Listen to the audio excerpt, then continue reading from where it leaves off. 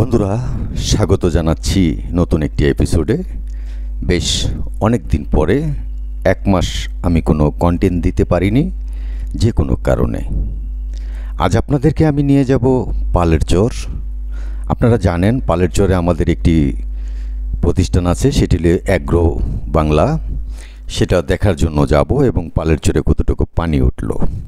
আমাদের গাড়িখানা হাইওয়ে থেকে এখন রূপবাবুরহাট নামলাম। আমরা রূপবাবুরহাট নেমে এই দিক যেই রাস্তাটা একদিক থেকে আসলাম, এসে নাস্তার কাজটা সেরে নিলাম। এই হোটেলে ঢুকে নাস্তা সেরে বাইরে আসলাম। আসার পরে এই দিকে যে রোডটা দেখছেন সেটা হলো কাজিরহাট চলে গেছে শরীয়তপুর পরিবহনের গাড়িতে। তবে ভ্যান গাড়িতে চেপে আবার বসলাম। ভ্যান গাড়িতে চেপে বসে আমরা এখন যাব পালের চর। চারিদিকে পানি কিছুটা উঠেছে আর বৃষ্টির কারণে চারিদিকে সবুজও হয়েছে, দেখতে ভালো লাগছে। আমরা পালের চরে এসে পড়ছি অলরেডি। এসে নিচের দিকে যাচ্ছি যে আমাদের ট্রলারখানা এখানে আসে। তাই ট্রলার আমি খুঁজছি। এই মুহূর্তেই আমি হাসান ভাইকে কল দিলাম যে হাসান ভাই আপনি কোথায় আছেন। ওই দূর থেকে দেখা যাচ্ছে হাসান ভাই আমাদের অ্যাগ্রো বাংলার যেই ট্রলারটা কিনা হয়েছে সেটা হাল ধরে বসে আছে। হাসান ভাই অবশেষে আসছে আমাকে নেওয়ার জন্য। আজ হাসান ভাই আসলে ঘুরে ঘুরে দেখব পালের চর। ওই যে দেখা যান ট্রলারটি, এটি আমাদের অ্যাগ্রো বাংলার ট্রলার। এই ট্রলারে করেই আজ যাব। তাই ইঞ্জিনটা স্টার্ট নিচ্ছে আমাদের মনির ভাই। এই মনির ভাই মূলত আমাদের ওখানে মাছ সংগ্রহ করে, যে জালগুলো আছে সেই জালগুলো থেকে মাছ সংগ্রহ করে। সে ওখানে আমাদের এখানে চাকরি করেন। ভালো একজন মানুষ, তার সাথে কথা বলেছি, ভালো মনের মানুষ। আমাদের ট্রলারটি চালু হয়ে গেছে, খুব চলছে সুন্দরভাবে। আর হাল ধরে বসে আছে আমাদের হাসান ভাই। হাসান ভাই কিন্তু ওখানকার পরিবেশের সাথে মিশে গেছে, কারণ হাসান ভাই মিশে গেছে। জামাল ভাই বসে আছে, ওই যে দেখা যায় জামাল ভাইকে। আর চারিদিকের দৃশ্যগুলো এরকম হয়ে, আজ আকাশটা একটু মেঘলা মেঘলা, তাই খুব ভালো লাগছে, তেমন একটা গরম নেই। আরও কিছু ভাই ব্রাদার আসবে, এই কারণে আমারও আশা। আর এক মাস যাবৎ এই অ্যাগ্রো বাংলা এবং পালের চরের কোনো খবর আমি নিতে পারছি না, তাই আরও জলদি ছুটে আসা। তাই দেখতে দেখতে এসে পড়লাম। ওই যে দেখা যাচ্ছে আমাদের অ্যাগ্রো বাংলার যেই শেড, এই শেডটি 86 ফিটের এই শেডটি করেছি আমরা গারলের জন্য। বন্ধুরা, কথা বলছি শরীয়তপুর জাজিরা পালের চর থেকে। আজ আপনাদেরকে ঘুরে ঘুরে দেখাবো এই বর্ষাকালে পালের চরের কি হালাকিকত এবং এখানকার অ্যাগ্রো বাংলার কি অবস্থা, কতটুকু উন্নত হলো। আসসালামু আলাইকুম মনির ভাই। ওয়ালাইকুম সালাম। ভালো আছেন আপনি? জি ভালো আছি। আমরা তো মাছ জাল চেক দিয়ে আসলাম মাছ ধরার জন্য। এখন আসলে মাছ পাওয়া গেল না তেমন। না, মাছ নাই, পানি নাই, তো মাছ নাই। পানির জন্য জন্য আমরা দেখা যাচ্ছে কিছুদিন যাবত এই মাছ পাচ্ছি না। আসলে আমরা কি করলে লাভবান হইতে পারি? মাছের দিকে আগাইতে হবে, মাছ যেদিকে আছে ওই দিকে যাইতে হবে, নদীর পান্নার দিকে যাইতে হবে, ওদিক পাল দিকে গেলে। এখন আপনার উপরে আমরা নির্ভর করতে পারি কি বলেন? আমার উপরে নির্ভর করতে পারেন।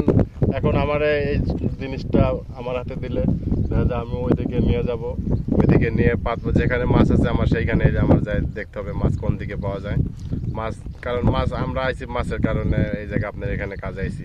মাছই যদি না পাই তাহলে তো আমার কর্ম তো কোনো দাম থাকলো না। আর আমার বহায় কয়দিন বেতন দিবেন? হয়তো এক মাস দিলেন, পরের মাসে তো দিতে পারবেন না আমার বেতন। আচ্ছা আচ্ছা, যদি বর্ষায় আপনার বেতন দিতে হয়, কোম্পানি একসময় দেউলিয়া হয়ে যাবে। হ্যাঁ জি। আপনিও নিজে চাচ্ছেন না এটা যে কোম্পানি, যে আমি আমার কারণে কোম্পানির ক্ষতি হোক। তাই এরকম ভালো মানুষ পাওয়াটা অনেক দুষ্কর। ভালো মানুষ সহজে পাওয়া যায় না। আপনি আমাদেরকে যে পরামর্শটা দিচ্ছেন খুব ভালো পরামর্শ। এখন জাল আর ট্রলার আপনাকে যদি বুঝিয়ে দেওয়া হয় যে কিভাবে আমাদেরকে আয় করে দেওয়া যায়, আপনি এখানকার স্থানীয় মানুষ, আপনারা তো অবশ্যই জানেন, আর আপনার অভিজ্ঞতা আছে। আমার নিজেরও চায়না দর আছিল। আমি এই বছর একটু আর্থিক অবস্থার কারণে আমি এই বছর চায়না দর কিনতে পারি নাই, পারতে পারলাম না। আমি এই কারণে আমি এখানে আইছি যে আমি যখন বাড়িতে বহাই আছি তাহলে আমি ওইখানে যাই কাজটা করলে দেওয়া যায়। আমি যদি পারি তো ওখানে কাজ করলাম, আমার নিজেরও সংসার চলে গেল, আমি দিনটা আমার শেষ পার হয়ে গেল। সঠিকভাবে যদি করা যায় তাহলে কি লাভবান হওয়া যায় ভাই? অবশ্যই। তাহলে আমরা আজকে আপনাদের সাথে আলাপ করে আর আপনার সাথে আলাপ করে বিশেষ করে আমরা এই বুঝিয়ে দিব যে আমরা জাল আপনাকে বুঝিয়ে দিব, ট্রলার বুঝিয়ে দিব যে কোথা থেকে ভালো এই মাছ আহরণ করা যায়। জি, আমি যদি দেখা যায় 3000 টাকা কি 2500 টাকা যদি কামাই যদি না করতে পারি তাহলে তো আমার তো আপনি দিলে পোষাইবো না। আমার তো কামাই করে না আপনারও 1 টাকা দিতে হবে, আমারও 1 টাকা ভাঙতে হবে খরচ করতে। আপনার কথাগুলো কিন্তু অনেক ভালো লাগলো। আমাদের অ্যাগ্রো বাংলার যে সদস্য ভাই 20 জন আছেন সবাইকেই বলছি, আমি সহ আমিও শুনছি, কারণ উনি যে বলছে যে আপনাদের যদি আয় না হয় আমাকে কোত্থেকে দিবেন, কথাটা কিন্তু সত্যি। এই যে দেখেন যে মাছ, এই মাছ দিয়ে তার হাজিরাটা হবে না, উনিও খুশি না। কেন খুশি না? যে আপনারা যদি সঠিক জায়গায় জাল না নিতে চান আর না নেন তাহলে আপনারা লাভবান হতে পারবেন না, তাই তো? জি। এখন সঠিক জায়গায় যদি নেই তাহলে কি আমরা লাভবান হতে পারবো? অবশ্যই, হ্যাঁ হবে। একদিন দেখা যায় 2000 বেচলাম, একদিন 5000 বেচলাম, এটাই তাহলে বাঙ্গায় সমান হয়ে যাবে। আজকে আমরা এই বসে যদি সিদ্ধান্তে আপনাকে বুঝিয়ে দেওয়া হয় তাহলে আপনি কি এটা বুঝে নেবেন? অবশ্যই, আমি যদি আমার হাতে দিলাম বুঝে নেবেন নাকি? আবার ঠিক আছে, শেষে আবার আপনার জিনিস আপনার আমি বুঝাই দেবো। ভালো একটা কথা বলছেন। তাই আজকে আমরা 3 জন একটা মিটিং বসবো, এই মিটিংয়ে আপনিকে বুঝিয়ে দেওয়া হবে। আপনি রাজি তো? জি, আমি রাজি। ঠিক আছে মনির ভাই, আপনার সাথে আবার কথা হবে। আর বেশি বেশি মাছ ধরবেন, বেশি বেশি মাছ আমরা কন্টেন্ট ভিডিও করে আপনার সবাইকে দেখাবো। আমারও আপনার লোক থাকলো, সম্পর্কটাও ভালো থাকবে, আমরা খুশি থাকবো। কামাই যদি করে দিতে পারি আমি আপনাদের বলতে পারবো যে ভাই আমি আপনার কামাই করে দিছি, আমার পিছে আপনি আমার 10 টাকা বেশি খরচ করেন না ভাই? জি, এটাই তো। যাক, সুন্দর কথা বলছেন। আবার আপনার সাথে কথা হবে। আসসালামু আলাইকুম। ওয়ালাইকুম সালাম।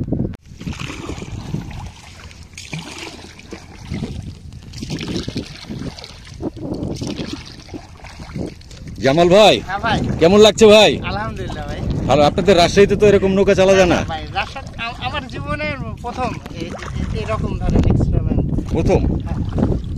আমি যদি আবার ওখানে ধরেন আমার রাজশাহীতে পদ্মা আছে, পদ্মা দিক দিয়েই আসছে, তো কখনোই আমি নৌকাতে চলাফেরা আগে করিনি।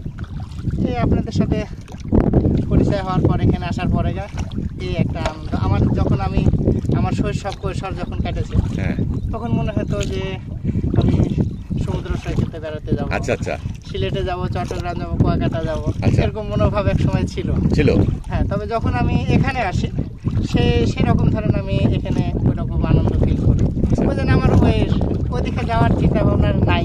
আচ্ছা আচ্ছা আচ্ছা জামাল ভাই, এই যে পানিগুলো দেখা যাচ্ছে, হ্যাঁ, এখানে যে নৌকা চলতেছে, এখান থেকে আমরা হাঁটলাম কয়দিন আগে, ওই যে যখন যখন আমরা চরজালা খাই তখন আমরা এখানে আমরা খাসি জবাই করা হয়েছিল। হ্যাঁ, মনির ভাই ছিলেন না? মনির ভাই তখন ছিলেন না? না মনির ভাই, কি কি ধরনের মাছ পাওয়া যায় এখানে? এখানে পয়লা মাছ পাওয়া যায়, ইচা মাছ পাওয়া যায়, বাইলিয়া, ইচা, ট্যাংরা মাছ, ট্যাংরা বিভিন্ন রকমের ধরেন মাছ পাওয়া যায়। আচ্ছা আচ্ছা বন্ধুরা, আমরা যাচ্ছি আজ এই জাল টান দিতে। মনির ভাই জাল টান দিবে আর জামাল ভাই ও নৌকা চালাচ্ছে। আমি এই কন্টেন্ট তৈরি করছি। চারিদিকে পানি এবং ওইদিকে অনেক ঘর উঠে গেছে। এই ঘরগুলো আগে ছিল না।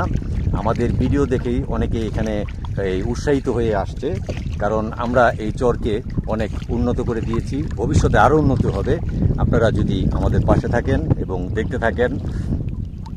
আর আরেকটি কথা জানিয়ে রাখি যে এই যে জায়গাটা, এই জায়গাটা শুকনার দিনে শুকিয়ে যায়, আর এখন এই যে পানি শুকিয়ে যায় না ভাই? হ্যাঁ ভাই, এখানে আপনার প্রায় 8-9 মাস পানিটা থাকে। 8-9 মাস, আর কারণ এটা হলো একটা কোল। হ্যাঁ, এটা কোল, এটার ভিতরে পানিটা একটু বেশি সময় থাকে। আর অন্য অন্য জায়গায় 3 মাস থাকে পানি। 2 মাস। হ্যাঁ বন্ধুরা, এটা জানিয়ে দিলাম। এই পালের চরে আমরা আছি, এই পালের চরে কিন্তু 3 মাস পানি থাকে। আর এই যেখানে আছি আমরা সেটা কোল, সেই কোলে হলো এই পানিটা 7-8 মাস থাকে। এই যে চারিদিকটা আপনাদেরকে আমি চর দেখাচ্ছি। এই বর্ষার দিনে চর অনেকে দেখতে চায়, তাই বর্ষার দিনে চর দেখাচ্ছি আপনাদের।